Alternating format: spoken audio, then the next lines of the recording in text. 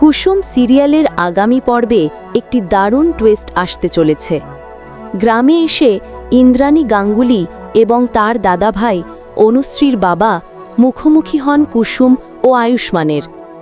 আয়ুষ্মান এবং ঈশানের জন্য ইন্দ্রাণী গাঙ্গুলি খুব দুশ্চিন্তা করছিলেন।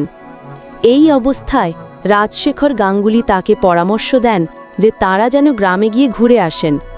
এতে কুসুমদের সাথে দেখা হবে এবং গ্রামের পরিবেশ দেখে ইন্দ্রাণীর মনও ভালো হয়ে যাবে।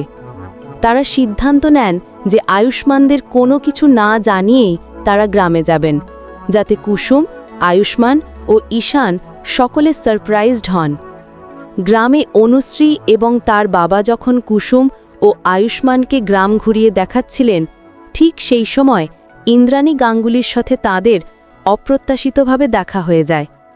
ইন্দ্রাণীকে গাড়ি থেকে নামতে দেখেই